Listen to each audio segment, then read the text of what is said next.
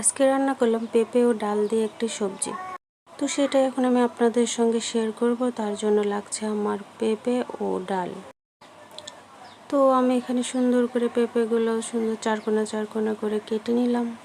আর কেটে নেওয়ার পরে ধুয়ে পরিষ্কার করে আমি এগুলো এখন প্রেসারে দিয়ে দেবো। প্রেসারে দিলে হয় কি আপনার রান্নাটা খুব দ্রুত হয়ে যায় আর পেঁপেটা খুবই নরম হয়ে যায়, যেটা ছেলে মেয়ে খেতে খুবই পছন্দ করে। তো এই যে আমি সব কিছু ধুয়ে প্রেসারে দিয়ে তার মধ্যে একে একে সমস্ত মশলা দিয়ে দিলাম। আর আমি এখানে ছোট্ট একটা আলু দিয়েছি, যেটা ভুলতেও দেখাতে আমি ভুলে গিয়েছিলাম। এই যে তারপরে সব কিছু সুন্দর করে দেওয়ার পর আমি এখন এগুলো খুব সুন্দর করে মাখিয়ে নেব। বেশ অনেকক্ষণ সময় নিয়ে এটা মাখাবেন, তাহলে আমার মা বলে যত মাখাবে তত সব কিছুতে টেস্ট বাড়ে, তাই আমিও সেটাই করি। তো যাই হোক, এই যে মাখানোর পর এখন এর ভিতরে আমি পরিমাণ মতো পানি দিয়ে দিলাম, দিয়ে প্রেসারে ঢাকনা লাগিয়ে গ্যাসটা জ্বালিয়ে দিলাম। গ্যাসটা জ্বালানোর পরে আমি এখন প্রেসারটা বসিয়ে দিব। তারপর আমি 2 থেকে 3টা সিটি তুলব এখানে।